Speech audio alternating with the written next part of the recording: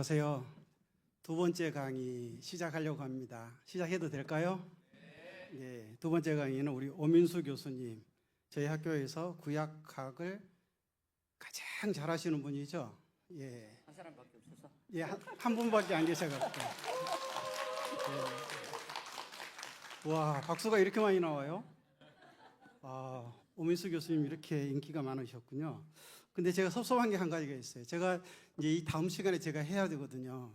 근데 이제 히브리어를 검증을 받아야 되는데 오민수 교수님한테 제 거를 검증을 좀 해달라고 그랬거든요. 근데 이분이 거절하셨어요. 왜 거절하셨는지 아세요? 실력이 딸리나 봐요. 그게 아니고요. 자기 일이 바빠서 거절을 하셨는데, 그래서 제가 걱정이 많아요. 이따가 아까 김배인 교수님도 말씀하셨는데 신학적인 게 좀 깊게 질문을 하면은 제가 대답 못할 확률이 100%입니다. 그러니까 알아서들 질문을 해주세요. 그래서 이 욥의 자기 저주와 탄식, 그리고 존재의 비명이 들리는가 아주 멋있죠. 예, 지금 시작하도록 하겠습니다. 네, 감사합니다. 제가 여러분을 위해서 PPT 준비해서 좀 넘기면서 하면 조금 쉬우리라 생각돼서 준비됐는데 PPT 화면상은 넘어가는데 메인 화면이 넘어가지가 않아요. 그래서 사인북을 제가 이렇게 하면 아마 넘어가는 거다라고 해서 수동으로 넘기면서 텍스트 보면서 진행해 보도록 하겠습니다.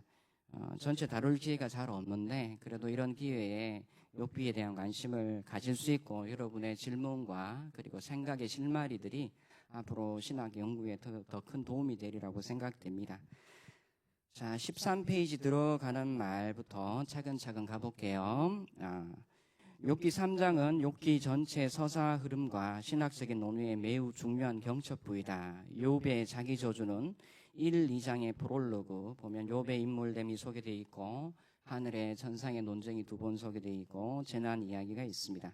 프롤로그와 4에서 31장 욥과 친구들의 논쟁이 연결되는 전환부로 문체적인 전환, 보면 내러티브 체라 그래서 산문체죠. 산문체에서는 일반적이고 객관적인 사실을 이렇게 나열을 해주고, 그리고 운문체에서는 본질적이고 그리고 주관적이고 감정적인 탐구를 심화시켜 줍니다. 그래서 요 이제 3장 단락이 보면은 친구들과 논쟁 참여를 점하는 촉매적인 단락이다라고 생각을 해봅니다. 욥기 3장의 구조적인 위치를 보겠습니다. 이 첫 번째 단락에서 두 번째 1번의 1, 2 단락은 욥이 크게 5 단락으로 나뉜다라는 것을 설명했고요. 밑에 프롤로그 산문서사에서부터 보겠습니다. 자, 프롤로그 산문서사에 자, 잘 나왔습니다. 프롤로그 산문서사에서 욥기 3장부터 시작되는 광범위한 시적 대화로의 급격한 전환은 의도적이고 중요한 구조적인 선택이다. 욥기 3장 1절에서 2절 산문 형식은 이어지는 시체로의 국면 전환의 필수적이다. 이게 보면 욥이 입을 열어요 말하였다라는 요 구절입니다. 산문은 일반적으로 객관적인 사실과 서사적인 진행을 전달하여 욥에게 무슨 일이 일어났는지 상세히 설명한다. 반면 욥기 3장이 구현하는 애가 장르는 본질적이고 주관적이고 감정적이며 탐구적이다. 따라서 이러한 문학 형태의 갑작스러운 변화는 심오한 주제적 전환을 알린다. 즉 최근 고난의 외적 사건들을 단순히 서술하는 것을 넘어서 욥이 겪는 고통의 내적인 경험과 그 상징적인 의미를 이해하려는 지적, 존재적 씨름으로 깊이 파고든다. 이러한 구조적 결정은 책의 진정한 싸움이 단순히 비극적인 사건들에 있는 것이 아니라 설명할 수 없는 재앙을 이해하고 대응하려는 인간의 심오한 투쟁에 있음을 강조하며 복잡한 신학적 논쟁의 무대를 마련한다. 두 번째입니다. 욥기 3장의 서사적인 위치입니다.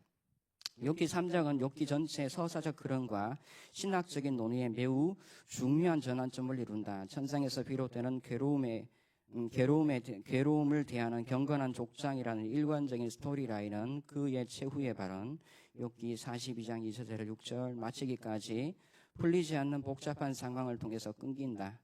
욥기 27장 2절에서 5절 그리고 여기 있는 그의 맹세 또는 31장 35에서 37절까지 그의 대담한 도점처럼 여기 보면 하나님을 재판정으로 불러냅니다. 그리고 자기가 증서를 쓰겠다 하는데 자기의 결백 문서를 써서 어깨에 매거나 이런 이야기가 나와요. 한번 나중에 같이 읽어보면 좋겠고요. 욥의 자기 저주와 탄식은 친구들의 반응 행동을 이야기하는 촉매적인 행위이다. 욥이 자기 저주, 생이 난 날을 저주하는 걸로 시작하는데 사실 시간은 돌이킬 수 없잖아요. 이러한 저주라는 것은 비현실적이고 사실 초현실적인 어떤 저주라고 볼 수가 있습니다. 그래서 비현실적이고 초현실적인 소원으로 포장된 그의 진술은 한 인물의 일상의 실현과 앓는 소리가 아니라 일종의 그의 생명의 기원으로 암흑의 힘을 불러오는 기원과도 같다. 그는 자신의 출생을 부정하며 암흑의 힘을 일깨워서 자신의 생명을 창조하신 하나님과 맞서고 있다. 왜 암흑의 힘이라고 이야기하는가? 그러니까 전반부에 보면 거의 검은색이란 메타포가 굉장히 많이 나오고 좀 더 나가보면은 창세기 1장과 서로 교통하고 있는데 창세기 1장의 순서를 완전히 뒤집고 있어요, 여기서. 그리고 나중에 리워야단이라는 존재가 또 나옵니다. 그래서 그리고 우리에는 뭐뭐 하지 않았으면 좋겠던 뭐뭐 하지 않았더라면 이렇게 돼 있지만 사실 히브리 성경은 그렇게 안 돼 있습니다. 저스이브라고 해서 지시형으로 돼 있어요. 뭐뭐 하지 말지라, 뭐뭐 할 것이라 이렇게. 가령 이런 표현이 어디 나오냐 그러면 에스겔의 환상 보면 사방에 있는 공기야 모이라고 이야기를 하던가, 여호수아가 아얄론 골짜기에서 뭐 해가 머물고 달이 머물려고 대상물을 향해서 지칭해서 뭔가 영향력을 발휘할 때 쓰는 용법이에요. 그래서 우리 성경하고는 전혀 다르다. 그래서 사실은 하나하나 개체에게 뭔가 힘을 불러 일으켜서 움직이게 하는 그런 용법을 사용하고 있습니다. 14절 위에서 두 번째, 이 장면은 당신이 그래도 자기의 보면 그는 자신의 출생을 부정하며 암흑의 힘을 일깨워 자신의 생명을 창조하신 하나님과 맞서고 있다. 이게 하나님이라고 하는데 일반적으로는 히브리어 배우신 분들은 엘로힘이라고 쓰죠. 그런데 엘로하라고 여기는 다 표현해요. 여기에서는 엘로힘이라는 표현이 109절 안 나옵니다. 아니면 엘샤다이 이렇게 샤다이라고 표현하든가 신명을 굉장히 특이하게 사용한다. 이 장면은 당신이 그래도 자신의 온전함을 굳게 지키느냐 하나님을 욕하고 죽으라 라던 그의 아내의 조언을 공명시킨다. 욥기 3장은 욥의 고난이 외적인 사건에서 내적인 고뇌로 심화되는 지점을 명확히 보여주며 이후의 책 전체를 관통하는 심오한 질문들을 제기하는 출발점이 된다. 욥기 3장은 긴 시적 대화의 시작을 알리는 핵심적인 위치를 차지하며 서사적 프롤로그 이후에 등장한다. 이 장의 특히 중요한 이유는 욥의 친구들이 그와 함께 일주일 동안 침묵하며 슬퍼한 후 비로소 입을 열어 자신의 생일을 저주하기 때문이다. 이러한 침묵은 욥의 고통이 얼마나 압도적인지를 강조하며 뒤에 오는 폭발적인 그의 감정 표현을 더욱 강력하게 만든다. 욥의 저주가 그 후에 최소 7일간의 침묵 후에 발생한다는 명시는 단순히 세부적인 욥의 저주가 세부적인 사건 정보를 넘어선다. 침묵하며 깊은 슬픔을 머금는 긴 기간은 욥의 인물 발달과 그의 고통의 심리적인 깊이를 이해하는 데 매우 중요하다. 이는 욥기 1, 2장에서 욥이 보여준 초인적인 경험함과 현실 수용이 비상적인 것이 아님을 알린다. 즉 그의 태도는 갑작스러운 재앙에 대해 한동안은 진실하지만 궁극적으로는 지속 불가능한 반응이었음을 시사한다. 침묵은 그의 육체적 고통, 가족 상실 그리고 실존적인 공포의 모든 무게가 가라앉도록 허용하여 고통스러운 마음과 영혼의 내적 싸움으로 이어진다. 따라서 최종적으로 자신의 출생의 저주는 갑작스럽거나 성격에 맞지 않는 폭발이 아니라 엄청난 내면의 고뇌가 최고조에 달하여 더 이상 억제할 수 없게 된 지점을 나타낸다. 이는 욥을 상징적인 인물에서 심오한 고통과 씨름하는 복잡하고 공감할 만한 인간으로 묘사하는 그의 인물상을 변화 또는 심화시킨다. 욥기 3장의 자임스입니다. 좀 넘겨가 주시기 바랍니다. 따다다단. 네, 여기 보면은 이제 이게 그래도 제가 듣지 않는군요. 자, 3장 전체를 보면 3에서 10절로 나누어지고요. 여기 저주시라고 되어 있고 임신일과 출생일 저주로 되어 있습니다. 제가 3절을 빨간색 했죠. 출생일 낮과 임신일 밤을 저주합니다. 그래서 상당한 기간이 있지만 한 구절 내에 이야기를 하고 있고 주제를 도입하고 있고 10절을 보면 저주의 이유가 나옵니다. 나중에 성경 구절 보여드리겠지만 여기는 근거절이라고 해서 키 문장으로 해서 저주의 이유인데 지향이라고 번역하는 아말이라는 단어가 사용됩니다. 그 다음 한번 넘겨볼까요? 네. 자, 빨간색을 잘 기억하세요. 그 다음 11에서 19절은 탄원원인데 유산, 사산, 그리고 이상적인 사후 이렇게 표제가 되어 있습니다. 11절에서 13절까지 어찌하여라고 하는데 하나는 목적을 묻는 질문이고 또 하나는 원인을 묻는 질문으로 따로 나누어지게 됩니다. 그렇게 질문을 하게 되고요. 14에서 15절까지는 사망의 결과 어떻게 되는가, 무덤 속에 사는 사람들의 존재, 쉼에 대해서 이야기를 하고 16에서 19절은 사람들이 이야기하기를 이 운문체는 죽은 사람의 세계에 대해서 찬미하는 그런 노래다라고 이야기를 합니다. 그래서 사후세계 찬미가 담겨 있습니다. 그 다음 넘어가 보겠습니다.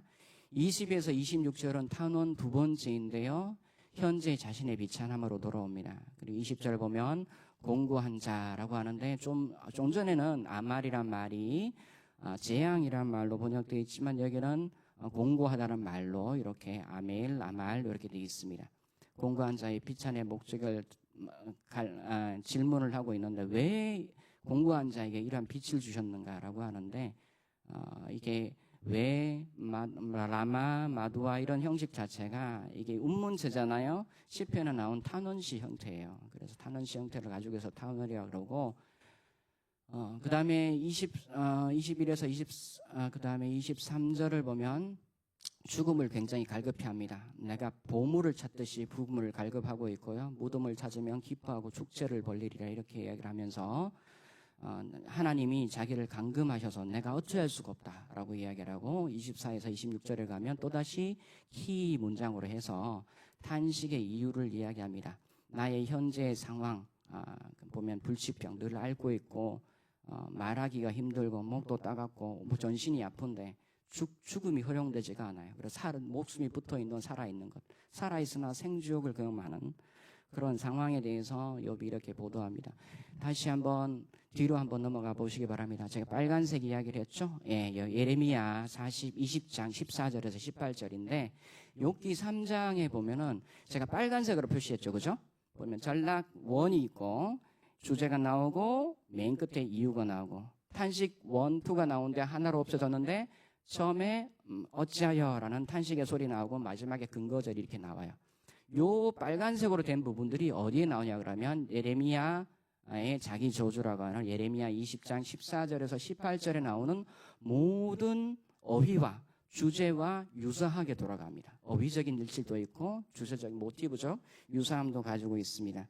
좀 구절을 한번 읽어보면 이렇습니다. 14절에 내 생일이 저주를 받았더라면 나의 어머니가 나를 낳던 날이 복이 없었더라면 15절 나의 아버지에게 소식을 전하여 이르기를 당신이 득남하였다 하여 아버지를 즐겁게 하던 자가 저주를 받았더라면 15페이지 중간에 16절은 생략됩니다. 욥기에서 없습니다.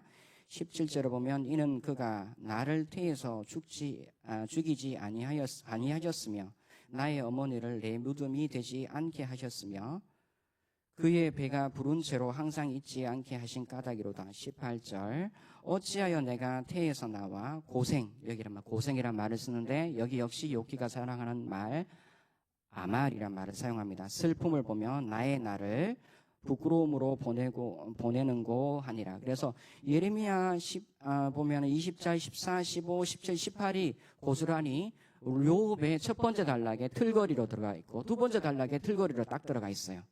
다시 말하면 욥기 운문체의 저자는 예레미야서의 예레미야 저주를 알고 있었다라고 봅니다. 예레미야의 시가 독창적으로 있고 이 시를 자기의 신앙의 언어로 녹아내서 틀거리로 사용하는 게 편하겠습니까? 아니면 욥이 틀거리로 사용했던 걸 뽑아 독립적인 시로 만드는 게 좋겠습니까? 전자가 쉽겠죠, 그죠? 그래서 아마 욥기의 운문체의 저자는 예레미야의 이 자기 저주시를 알고 있었을 것이라고 추정을 하고 있습니다. 자, 이제 단락이 왜 이렇게 구성되는지 한번 이야기를 해줬고요. 그리고 20장과 어떤 관계가 있는지, 그리고 전통적인 애가 양식의 탄식시 양식의 자기 가지고 있지만 욥기의 3장은 좀 다르다라는 겁니다. 15페이지 맨 아래쪽 하단에 나와 있습니다. 욥기 3장의 단원은 시편의 개인 단원시와 달리 하나님을 수신자로 하지 않는다. 또 일반적으로 단원은 단원자의 운명 전환에 관심이 있지만 하나님 어찌하여 그러면서 나중에 나의 슬픔이 찬송이 되었도다 이렇게 단원시가 나오는데 욥기는 저렇지 않다는 거죠. 욥의 저주와 탄신은 모두 살아있음, 이 땅에 살아있음의 무익함을 표출할 뿐이다. 3장의 단락의 틀은 전통적인 탄원적인 요소, 보면 각주 구본 보면 탄원시의 어니스트 루카스의 시편과 지혜서에 보면 탄원시의 일반적인 형식을 보면 하나님을 향한 호소, 불편, 강구, 복수 요청, 죄고백, 결백, 천명, 구원에 대한 감사와 맹세, 신뢰와 확신 고백, 찬양과 감사 이런 형식을 가지고 있어요. 모든 형식이 다 나온 건 아닙니다. 모든 시에. 하지만 전통적인 찬원시의 요소 중에 불평이란 부분이 나옵니다. 사용합니다. 다시 16절 맨 위에 올라가서 탄원시에 등장하는 괴롭히는 존재의 대적 원수가 나타나지 않습니다. 11절의 도입은 예레미야의 저주의 끝부분의 주제인 태에서 출발하지만 24절에서 26절에서 불안에 시달리며 쉼을 얻지 못하는 욥의 상태로 마무리됩니다. 11절에서 26절의 전체 단락은 어찌하여 람마, 또 12절은 어찌하여 하지만 마두아라고 이분할되는데 어찌 전반부는 사후 세계 찬미를, 후반부는 그 세계에 대한 동경을 넘어 죽음을 갈망합니다. 이렇게 갈로한 평화롭고 뭐 이집트의 자살 논쟁 주전 2100년이 있었는데 이런 문헌과 좀 비교해 볼 수 있겠다라는 이야기를 하면서 각주 10번 넘어가고 각주 10번 아래에 있는 단락입니다. 욥기 3장의 지배적인 문학적인 특징은 전도된 패턴, 모든 걸 뒤집고 있습니다. 출생, 생보다 출생 이전의 상태의 죽음, 질서 있는 현생보다는 시원세계, 원초적인 혼돈, 그 다음에 편생을 슬픔으로 묘사하고 저생을 즐거움으로 묘사하고 불안과 혼동이 현생뿐이고 반면 자유와 평화가 저생에 있다라고 이야기를 합니다. 욥은 현존 질서의 전복을 예언하고 있습니다. 지하 세계를 혼돈이 아닌 안식의 장소로 보는 관점은 히브리 성경에서 유사 본문을 찾을 수가 없습니다. 원형적인 이미지에서부터 혼돈이나 질서 이런 것들 이야기합니다. 실존적인 개인적 구체성을 아우른 대담한 전복 언어는 청자에게 파상적인 충격을 남기며 이어지는 단락의 전통주의적인 욥의 친구들의 비난을 준비시킵니다. 자, 이게 욥기 3장의 이해입니다. 넘어가겠습니다. 자기 서주시. 자, 자살은 기본적으로 셈적 문화에서 금지되어 있습니다. 따라서 세상의 빛을 볼 일이 없으며 하는 초현실적인 소원은 현실의 범민에서 풀려나고 싶은 자구책일 수 있습니다. 3에서 10절은 본질적으로 그의 인생을 가능케 한 두 사건, 잉태와 출산을 겨냥하고 언어적 차원에서 그 사건들이 일어난 날과 밤을 겨냥한 암울한 소원 혹은 악담입니다. 출생의 직접적인 기원은 부모이지만 부모를 저주하지 않고 하나님을 저주하지는 않습니다. 3에서 10절은 수태자인 당사자는 부모를 원망하지 않고 출생에 관계된 날과 밤을 저주하고 있습니다. 엄밀한 의미에서 해마다 다가오는 출생일, 생일이라고 하죠. 매년 지속적으로 생명을 일깨우는 생명체로 생각될 수 있습니다. 이 출생일이라고 제가 표현한 것은 오늘날 우리가 생각하는 생일하고 개념은 좀 다릅니다. 그래서 이렇게 표현합니다.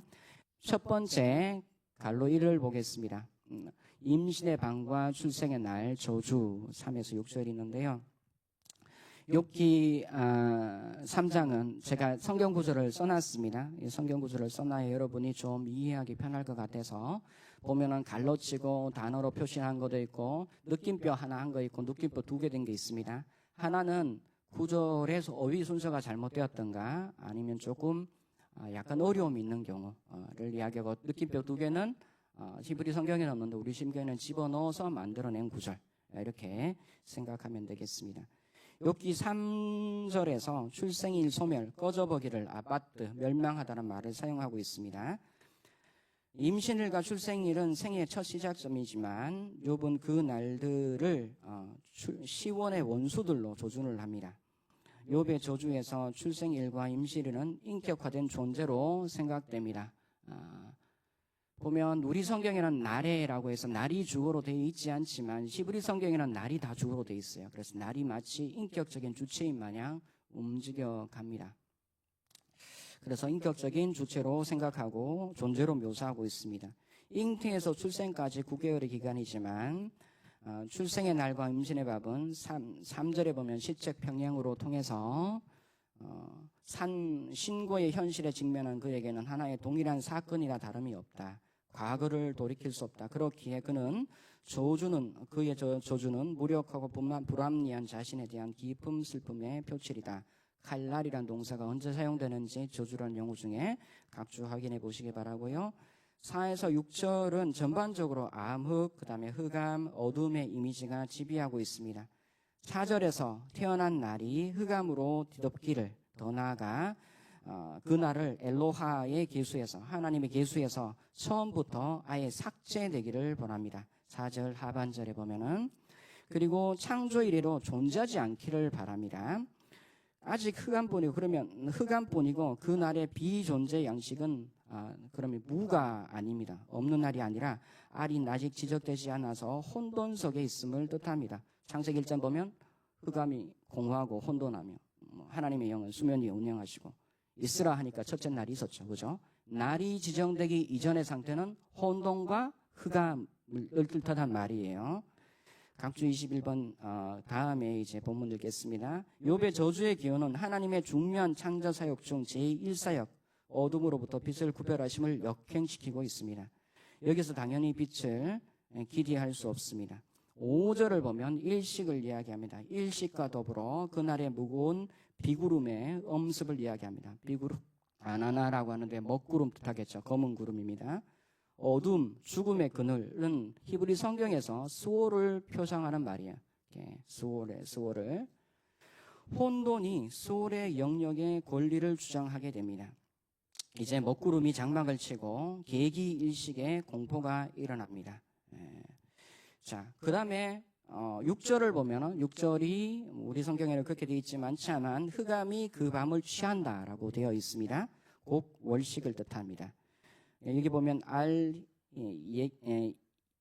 이하트라는 말이 이게 무엇을 뜻하는 말인지 의견이 한 세 가지로 구분됩니다. 세 가지로 구분되는데 저는 이제 7에서 8절에 평행법을 사용하는 것을 보아서 맨 아래쪽 하나 둘 셋 보면 그 밤의 부림소원은 두 번째 해석이 가장 유력하다. 따라서 두 번째 5절비와 6절에는 각각 일식과 월식으로 이해되고 6절비는 달과 6절 C는 달과 함께 등장적으로서 생전 월의를 완전히 삭제를 기억한다. 자, 3절에서 보면 빛이 없습니다. 그다음 4절에 가면 일식이 일어나서 어떡하죠? 일식이 일어나면 빛이 없어지죠. 그럼 날이 삭제되기를 바라고 혼돈 상태로 돌아가기를 바라는데 3절에 가서는 일식이 일어나서 날이 없습니다. 밤이 되면 밤의 빛이 뭐죠? 달이 없어요. 그럼 달이 월식에 잠겨서 달이 빛을 잃기를 바랍니다. 달이 빛을 잃기를 바라요. 그래서 완전히 창조가 아침이 되고 저녁이 되고 아침이 되고 그 다음 날이 이어지는 건데 첫째 날이 뒤로 가고요. 그 밤에 광명도 사라져요. 그래서 완전한 혼돈상으로 돌입하기를 바라는, 완전히 뒤집고 있어요. 전체 창조계 전체를. 두 번째, 그 밤의 불임의 기원 7에서 8절입니다. 7에서 8절은 넘어가겠습니다. 그 밤에 자식을 베지 못하였다라면, 그 밤에 즐거운 소리가 나지 않았다라면, 이렇게 돼 있죠. 그 밤에 제가 느낌 배났죠? 이게 우리말로 일단 부사로 돼 있고 사람이 뭔가 말한 거로 돼 있지만 실제로 히브리 성경은 그 밤이 임신하지 못하였다라면 이렇게 돼 있어요. 그렇게. 자, 7에서 17절에 보면 7에서 9절은 특이한 사고방식과 연결 방식으로 인격화된 그 밤의 불임을 소원하며 저주의 조준경은 그 밤에 초점을 맞춥니다. 보라라고 도입된 7절에서 밤은 다시 한번 인격화된 주체가 됩니다. 그 밤이 수태하지 못하여 기쁨의 탄성이 그 밤에 없기를 바랍니다. 8절 A에서 나를 저주하는 것 전문 술법사들이 동원되고 있습니다. 오르레이 요물에서 나를 저주하는 자들이라고 하는데 곧 리워야단을 격동시키기에 익숙한 자들. 이게 리워야단이라는 이제 세력을 혼돈의 세력을 일깨우는데 굉장히 익숙하고 능숙한 전문인들을 고용해서 만들고 싶다. 이런 말을 하는 게 욥의 이야기입니다. 그러면 자, 이번 잘 보세요. 날이 지워졌습니다. 밤이 지워졌습니다. 그 다음에 그 밤이 수태하지 못하게 했으면 날이 잉태하여서 아이를 비어서 낮에 사람을 나오게 만들거든요. 밤이 잉태한다고 이야기합니다. 그래서 보면 퇴행적 점강법 아니면 체험적 점진법이라고 이야기하는데 뒤로 거꾸로 나갑니다. 그리고 그 반복자 밤이 아무런 잉태가 하지 않기를 바라거든요. 10절 맨 위에 올라가면 그들은 시온의 혼돈 세력 레비아탄을 깨웁니다. 이제 그 밤은 흑암의 날로 자연계의 지향이 일어납니다. 그 밤에 새벽녘 별들에 흑암이 덮이고 새벽 별들은 새벽빛을 고대하지만 아무것도 없고 새벽은 결국 여명을 보지 못합니다. 숙련된 저주 술법의 효과로 해는 동토하지 못하고 밤하늘의 별들이 사라지고 암흑으로 남습니다. 이런 것은 여호수아 10장 보면 이야기했습니다. 기브온 골짜기에 해가 머물고 달이 아얄론 골짜기에 머물라고 이야기를 한 거. 열왕기하 20장 9절에서 11절 보면 히스기야 왕 때 일용표가 뒤로 옮겨지는 이야기가 나옵니다. 코드도 비슷한 구절이 나와요. 자, 숙련된 그 밤은 결코 새벽을 맞이하지 못합니다. 10절을 보면 10절은 7에서 8절과 3에서 6절의 저주의 이유를 키절로 밝힙니다. 그 밤이 모태의 문들을 닫지 않아서 결국 욥의 참담한 아말 지향을 보고야 맙니다. 역설적이지만 이러한 기원의 이면을 살펴보면 밤의 이미지, 밤이 뭔가를 생명을 잉태하는 밤이라고 이렇게 생각을 하거든요. 밤의 이미지가 부정적이지 않고 긍정적입니다. 밤은 빛, 생명을 잉태하거나 생명을 세상으로 출현시키는 긍정적인 사전 환경을 제공합니다. 고대 문명들은 어느 단계에 이르러 하늘과 별과 시간의 흐름에 깊은 의미를 부여하고 사람이 태어난 날을 단순히 날짜가 아니라 운명과 신의 뜻이 드러나는 순간으로 이해했습니다. 이거는 단지 고대 오리엔트뿐 아니라 신구약 중간기 문건에 가면 이제 쿰란 문서에 가면 유대에 있던 유대 신앙의 문서에도 사람이 태어난 날과 행성의 위치와 사람의 성격을 규정하는 이런 글들이 많이 나옵니다. 그리고 이러한 행성의 움직임이 천사들이 움직이는 거라고 이해되고 있고, 그리고 그러한 움직임들이 예수님의 탄생 기사에 그대로 적용되고 있죠. 동방박사 이야기에 그런 걸 연결을 하는 연결점이 있습니다. 자, 난회설, 자기 저주 모티브의 혼돈 세력과 고대 천문학 한번 보겠습니다. 구격 성경에 번역하였더라면과는 달리 욥의 자기 저주는 지시형, 할지라 원하노라를 사용하여 대상이 어떻게 될 것에 대한 소원이나 의지 기원을 표현하거나 힘을 불어넣는 듯한 인상을 주어 독자들에게 우주 탄생의 원형적인 해석의 실마리를 제공합니다. 지스형의 이러한 용법은 에스겔의 환상 골짜기, 가나안 정복 시 태양과 달의 멈춤에도 발견됩니다. 인격화된 밤과 낮, 인격화된 주체로서의 밤은 단지 시적인 수사만이 아니다. 창조 이전의 공허와 혼돈에 대한 소원, 그 다음에 일식과 월식, 그 다음에 여기 사람이 태어날 때, 우리 성경에는 그렇게 번역하고 않지만, 원래 그 다은안의 오원에는 새를 가지고 점을 치는 그 어떤 용어를 사용하고 있어요. 새점술이 남아있는 그런 용어나 저주 용어, 그리고 술법사 동원과 시온의 혼돈 세력, 레비아탄을 통한 창조계의 대지양은 욥의 자기 저주를 우주 탄생의 원형 모티브로 해석하도록 하는 단서를 제공한다. 일식과 월식 그리고 새벽빛을 맞지 못하는 밤 등의 모티브의 핵심은 태양빛과 관련이 있다. 레비아탄에 대한 이야기인데요. 시편 74편 12에서 17절에서 레비아탄은 머리가 여럿인 한 바다의 괴물로 하나님의 창조 사역의 적대 세력으로 말하고 있습니다. 뱀의 목과 복수의 머리로 달렸다고 하거든요. 그래서 악한 용의 위험성과 기민한 굴지성을 강조하고 있습니다.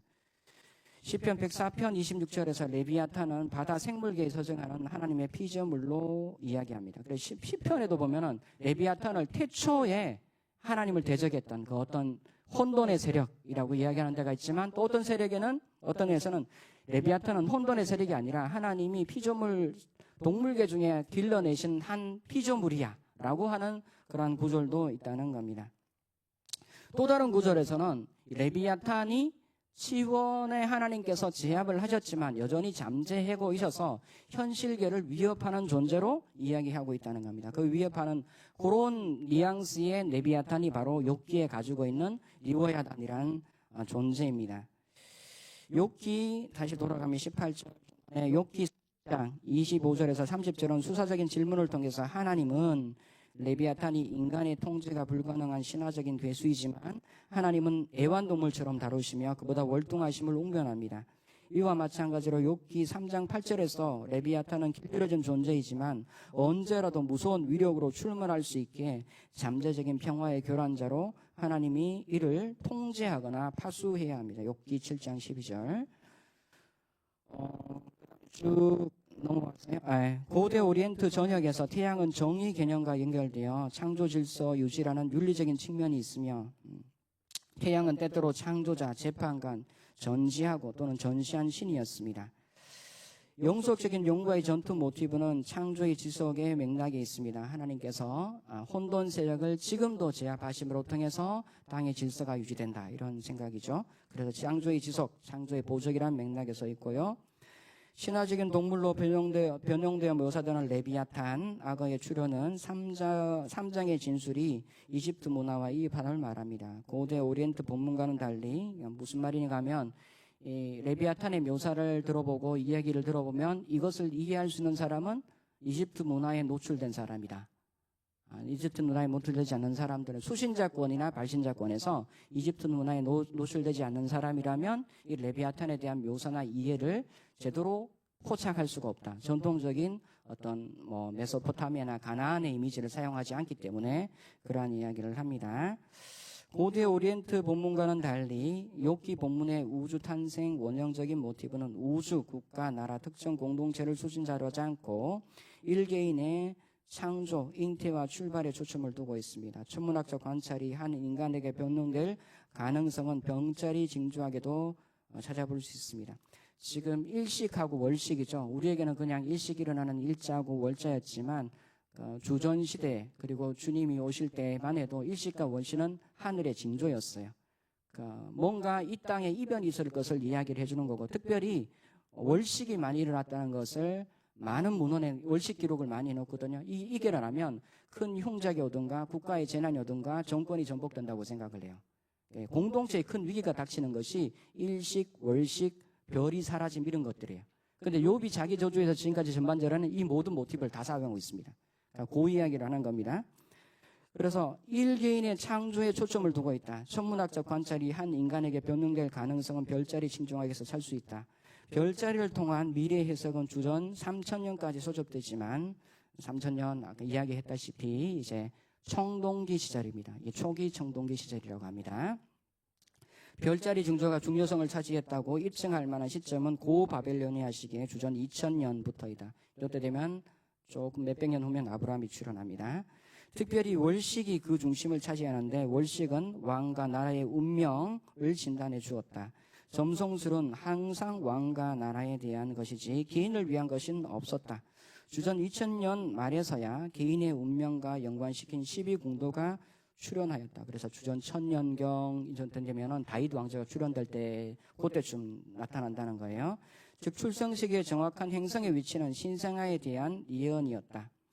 별자리를 배운 전문인들의 문서적인 보도는 주전 1100년부터 이런 것이 집대성돼서 만들어집니다.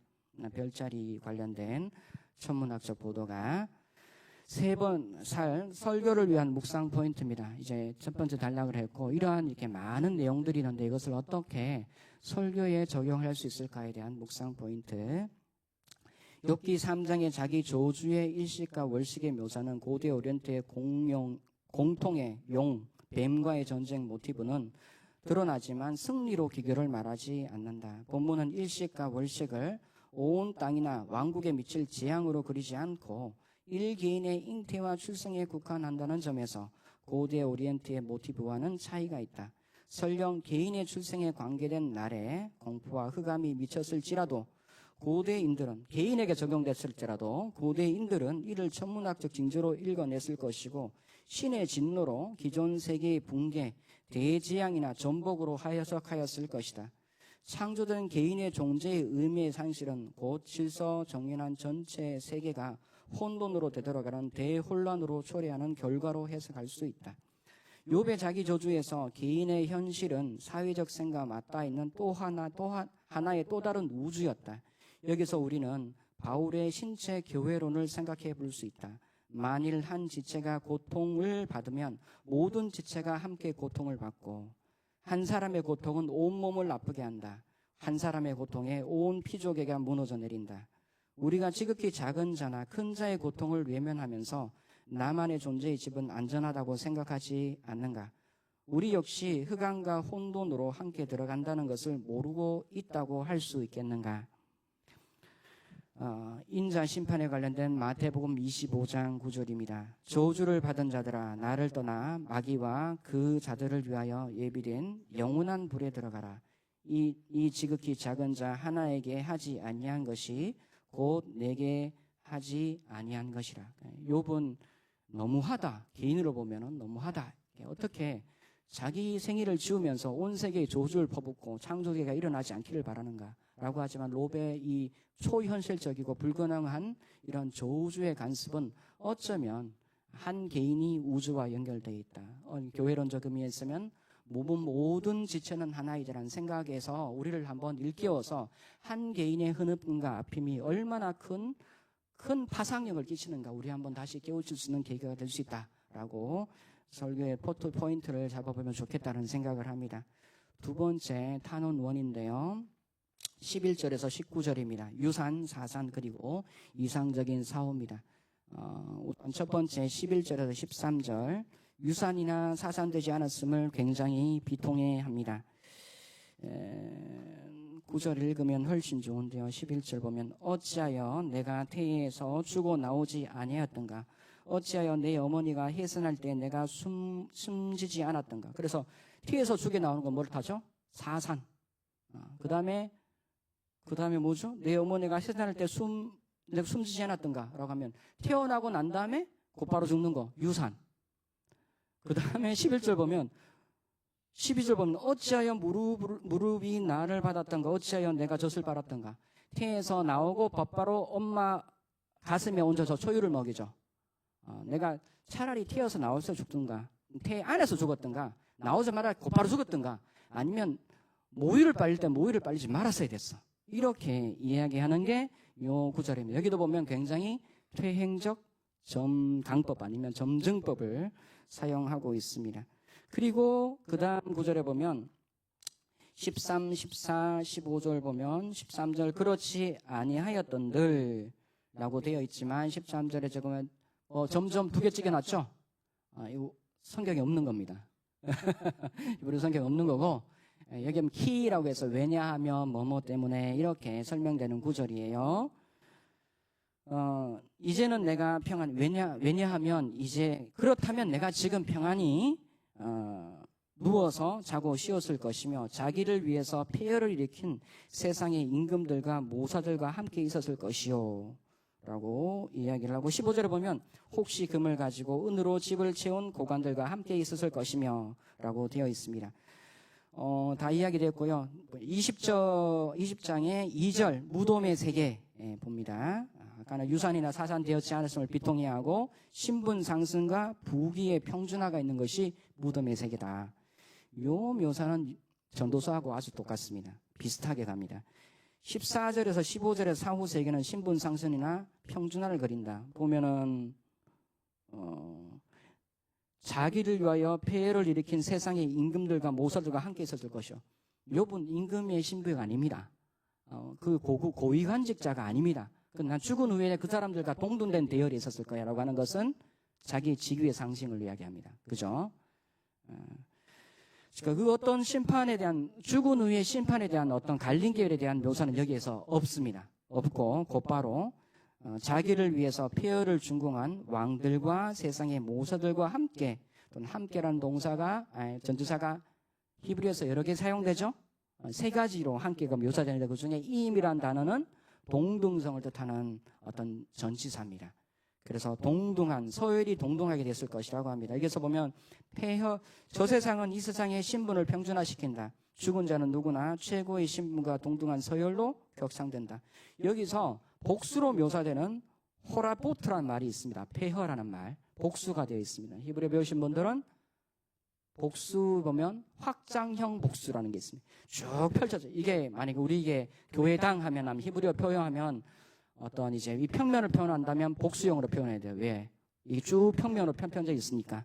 그래서 이걸 확장형 복수라고 합니다. 그러니까 폐허라는 것은 단지 폐허들이 아니라 폐허가 있는 하나의 집산지를 뜻하는 말이에요. 하나의 컴플렉스, 산업 단지처럼 이런 걸 생각을 하면 됩니다. 그래서 호라보트란 말이 원래 단서가 호렙입니다. 호렙산 배웠죠? 호렙산이 원래 뜻은 폐허 뜻이고 요 여성형이 호레바라는 말이고 호레바란 말의 복수가 호라보트입니다. 폐허라는 것은 이미 굉장히 화려한 건물이 있었던 것인데 아니면 대중의 유명한 기념비적 어떤 것이었는데 무너져서 이제는 뭐 조각조각 돼 있다 이런 뜻을 담고 있는 거죠. 잘 생각해 보세요. 제가 왜 이런 이야기하는 걸.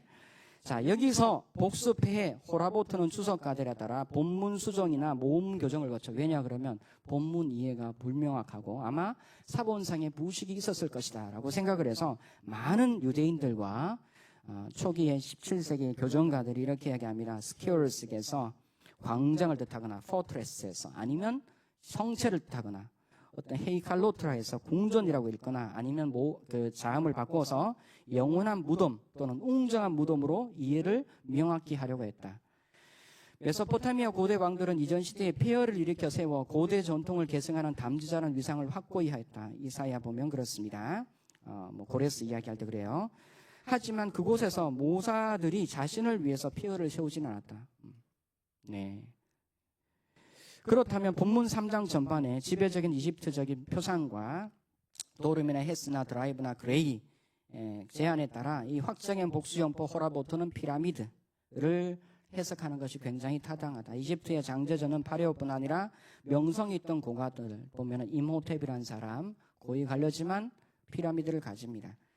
왕비의 미라가 안치했던 왕정 건축물이다. 15절 역시 이러한 해석을 지지한다. 금을 가지며 자신의 집으로 은을 채운 고관들은 여전히 이 세상이 아니라 저편 세상에 쉬고 있다. 이집트적 표상에서 저편 세계의 집을 영원한 집이라고 일컬으며 곧 무덤을 뜻합니다. 본문에서 무덤의 쉼은 모든 사람에게 평등합니다. 무덤은 지상에서 모든 차별을 폐기합니다. 사후 세계, 사자의 세계는 이상적인 경지의 최적의 어떤 피안입니다. 4번 설교를 위한 포인트 시간이 다 있기 때문에 이것만 읽고 마무리해도 괜찮겠습니다. 욥에게 하나님의 은총을 볼 수 없는 고통과 쓰라림의 생은 전혀 무가치하다. 탄식시에서 불평을 호소하는 어법 어찌하여는 목적에 대한 질문으로 받아들일 수 없는 불행의 원인이 묘연하더라도 목적에 대한 질문으로 받아들일 수 없는 불행의 원인이 묘연하더라도 왜 지금 그는 모태에서 출산 직후 차라리 죽지 않고 사느냐 삶의 방향을 질문한다. 12절의 이유에 대한 어찌하여 마두아인데 어머니의 젖가슴은 갓 태어난 아기가 본능적으로 감축하는 최고의 친밀성이자 가장 큰 현실적인 안도감, 축복과 충만의 상징이었다. 왜 하필 아무것도 모를 빛도 어둠도 제대로 감지되지 않던 무지한 시절, 그때 잠깐 행복과 현재의 비참하고 산산이 끼어진 삶의 경험과는 너무나 대조된다. 왜 그 시절 잠깐 복이라도 맛보게 해주셨던가? 성경시대 당시 이집트에서 유산이나 사산은 때때로 신이 세운 질서가 깨졌다는 징조로 해석되었다. 이는 산모나 가족이 신의 분노를 샀거나 조상의 저주를 받았다는 신호로 여겨졌다. 반면 메소포타미아에서 유산이나 사산이 왕실에 반실할 경우 이는 전 국가적 재앙의 징조로 간주되었다. 특히 사산은 신이 분노나 죄에 대한 징벌로 해석되었다. 그의 고난과 고통 속에 유산이나 사산의 갈망은 현재 자신만의 세계 질서를 경고히 했던 무관심자들을 흔들어 깨우고 있다. 이미 그리스도 예수 안에서 온 세계가 통일된 하나로 유기적인 연합이 되어 있다. 에베소서 1장 보면 그리스도로 우주론적 기독론을 가지고 있죠. 그리스도인들은 지극히 작은 자의 절규 속에 우주적 징조를 감지해야 한다. 영에 속한 사람은 영광의 자유를 위한 피조계의 탄식이 귀에 쟁쟁해야 하지 않을까. 믿는 자는 존재의 비명을 들을 귀가 있어야 된다. 믿음은 파괴된 질서 앞에 일찍 포기하고 파괴하는 절망하는 것이 아니다. 오히려 믿음은 탄식과 비탄에 섞인 오조로 자신이 폭발할지라도 창조주 앞에 선다. 그리고 그분 앞에 그분께서 경고히 하신 선하고 유익한 질서를 다시 붙들고 낱낱이 물어봐야 한다. 13절에서 19절의 사회 찬미는 사자 세계에 대한 찬양이기 이전에 현생에서 창조주가 허락하신 삶다운 삶은 무엇이어야 하는지 역설적으로 제시한다. 물론 사후로 묘사하고 있지만 사실 창세기 1장에 하나님의 형상의 민주화라는 개념이 사후 개념하고 연결되어 있습니다. 비폭력과 시임, 평등과 자유 모두가 존귀한 자가 되고 신분의 차이와 차별은 완전히 철폐된 이상적인 하나님이 허락하신 참다운 삶이 아닌가. 마지막 찬원 3인데요. 쭉 읽어가시고요. 설교를 위한 묵상 포인트 23페이지, 24페이지만 한번 읽어보겠습니다. 탄식2에서 욥은 자신의 골골한 처지에 오히려 죽기를 바란다. 죽음은 그에게 보물과 같다. 그 보물을 찾은 자는 즐거워하고 기뻐할 것이다. 그는 공포와 죽음이 날마다 엄습하는 가운데 침을 삼키고 음식을 먹는 것도 힘겹다. 하나님께서 복의 울타리로 둘러싸여 경외하던 행복한 삶은 종족을 감추었다. 욥은 하나님의 보이지 않는 뜻과 그의 이해할 수 없는 현실은 창조주가 그에게 가한 일방적인 폭력이었다. 그는 완벽한 희생물이다. 이러한 묘사는 전통적인 기성의 신앙의 틀 안에서 믿음을 지키지 못하는 표현이 될 수 있다. 하나님께 반항하고 고발하고 하나님을 폭행자로 묘사하는 욥의 신앙은 그릇된 것이라고 할 수만 있을까? 오히려 욥은 극심한 번뇌와 신체적 아픔 가운데 더 강렬히 하나님을 떠나지 않고 있다. 현실을 외면하여 정신 이상으로 무너지거나 헛것을 보는 것이 아니었다. 그는 비참을 외면하거나 미워하지도 않았다. 정신 승리도 이야기하지 않았다. 모든 싫어하는 것들로 내면이 갈갈이 찢겨서 억제되지 않는 최고조의 폭발적인 감정일지라도 그는 어느 때보다 하나님께 가까이 있다. 욥은 그의 고난을 우연의 산물이나 제3자나 영적인 사악한 존재의 것으로 돌리지 않는다. 모든 것은 그와 하나님 사이의 문제로 상정하고 이것의 정면으로 다가서고 있다. 하나님은 고통 중에도 인생의 주인이심을 믿고 생명의 주, 역사의 주, 심판의 주인이신 하나님께 누더기 옷을 입고 나아간다. 신앙의 거장의 목소리가 여기에서 다시 한번 메아리친다. 주시는 이도 여호와시요 거두시는 이도 여호와시오니. 현실의 주관자는 하나님이시라는 그 신앙과 신념은 포기되지 않는다. 우리는 너무나 쉽게 포기하지 않는가? 고통과 아픔, 쓰라림을 망각하는 것이 치료라고 생각하지 않는가? 그래야 아픈 과거가 트라우마로 남은 여생을 괴롭히져 있기진 않는가? 혹은 무지한 이웃에게 가시돋친 말과 무자비한 행위로 못 받고 있지 않는가? 라면서 세 번째 단락의 묵상 포인트를 정리하고 나오는 말 한번 마지막 구절 읽겠습니다. 이는 밑에서 네 번째 구절, 진정한 신앙이 고통의 부인이나 강제된 쾌활함이 아니라 심오한 감정적 혼란과 지적 투쟁을 견뎌낼 수 있는 하나님과의 견고한 관계임을 암시한다. 욥의 자기 조조와 탄식은 신앙을 격정적인 질문과 애가를 통한 신성과의 지속적인 교제로 재정의해주고 있다. 네, 이상입니다. 감사합니다. 와, 엄청나게 빠르게 하셨습니다. 1분을 오버하셨어요. 예. 와, 이 정도면 뭐 시간 엄청 잘 맞추신 거죠. 예. 혹시 질문 있으시면 하십시오. 아까 첫 시간에 질문 못한 거 지금 다 하십시오. 그리고 앞으로 할 질문까지 지금 다 하십시오. 수업 시간도 있습니다.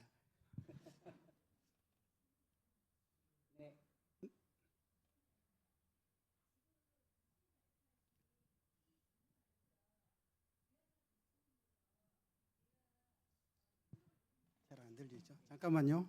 잘 안 들리는데요.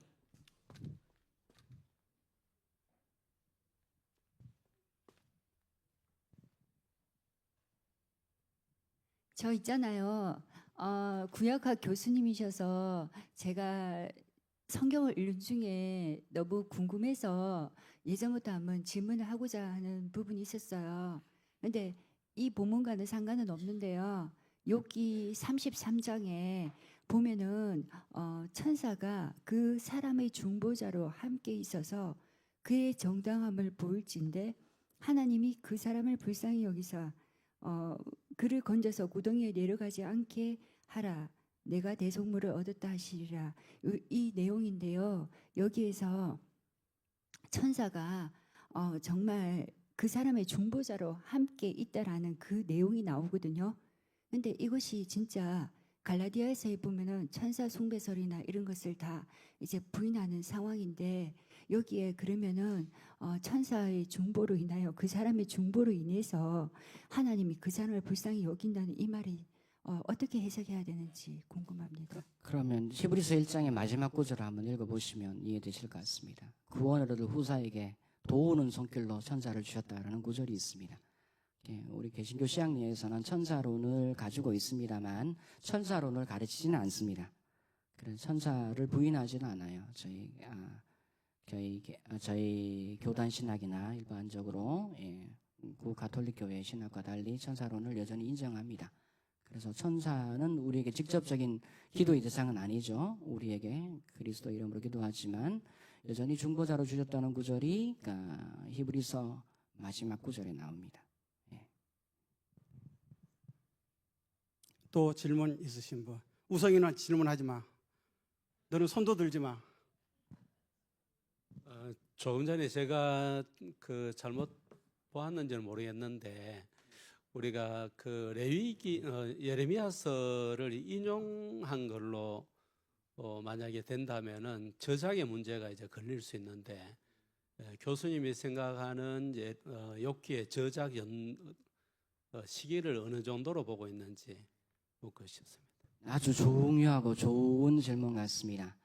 자, 우리 시편 시간에 늘 이야기하는 건데 성경의 모든 이제 특별히 레버티는 일어난 시대하고 기록된 시대가 다를 수가 있다. 우리가 아브라함 시대, 이삭, 야곱 이야기하지만 실제로 아브라함과 이삭과 야곱 시대에는 히브리어가 존재하지 않았습니다. 그때는 원시 가나안어를 사용했어요. 히브리어는 후대 100년 이후에 지나야 히브리어가 표준화가 생겨나요. 그런 것에 있어서 모든 언어라는 것이 업데이트 되지 않으면 근대 사람에게 이해가 될 수가 없습니다. 제가 타임머신 타고 이성계 시대로 돌아간다면 조선어를 들어도 도무지 소통이 안 될 겁니다. 마찬가지로 비교적 히브리어는 많이 현대까지 옛날의 형태로 그대로 많이 보존되어 온 것은 예배의 결과였다. 그럼에도 현대 히브리어가 고전의 히브리어와는 많이 차이가 있다. 그런 의미가 있고요. 그래서 현대 성경이 일어난 시대하고 기독신 시대를 좀 다르게 보는 것이 성경이 살아있는 말씀으로 가장 최근래까지 읽혔다는 오히려 합당한 증거가 되고 있고 성경 자체도 그렇게 이야기를 하고 있습니다. 또 예레미야서 하라고 이야기를 했죠. 그렇죠? 그리고 성경의 모든 저작자들이 독창적인 저작을 하고 영감을 받아서 노래를 하고 시를 짓습니다. 그래서 구약 성경의 노래 전통에 보면은 본인이 자작하는 그런 창작하는 노래도 있지만 본인이 창작한 노래 가사 글귀는 성경 구절에서 인용되던가 부모님의 신앙에서 물려받은 신앙의 글귀를 사용합니다. 가령 이제 시편에는 70인경은 한 편의 시로 되어 있지만 시편은 두 편의 시로 나눠진 게 있습니다. 그리고 시편에서 중복된 시가 굉장히 많은데 표제가 달리 돼 있어요.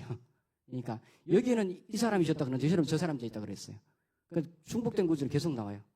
그것은 뭐냐 그러면 신앙은 굉장히 보수적인 거예요. 내가 아무리 신앙에 격정이 넘쳐난다 그래서 내 마음대로 묵상하다 쓰지 않는다는 거죠. 옛날의 신앙의 바탕으로 내가 지금의 신앙을 전수하고 노래하는 겁니다. 그래서 영감된 저자라고 하는 것은 내가 처음부터 적자지 모두 창작했다라는 의미가 아니라 우리는 유기적 영감서를 믿습니다. 그래서 그 사람의 전통과 문화와 언어와 간섭과 그 사람이 사용하였던 모든 신앙의 자료를 사용해서 저작을 한다. 이렇게 생각을 하는 것이 오히려 개혁주의의 성경 영감론에 더 합치된 이야기고 나의 독창적인 창작을 했다. 이런 식의 모든 것을 이야기를 한다면 어떤 기계적인 영감설에 가까운 건데 기계적인 영감설을 가지고 있는 신앙 공동체가 있습니다. 동방정교회 중에 일부 분파가 기계적인 영감서를 가지고 있습니다. 네, 네, 여기까지.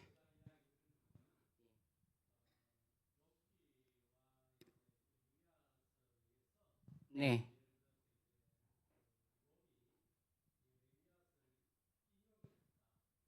예. 그래서 이제 실제로 일어난 시대하고 문헌의 나이는 다르다라고 생각을 하면 이렇게 생각할 수가 있죠. 그럼 예레미야서의 문헌을 이용됐다고 이야기를 하면 예레미야보다는 후대에 이게 문서화되었다라고 볼 수가 있습니다.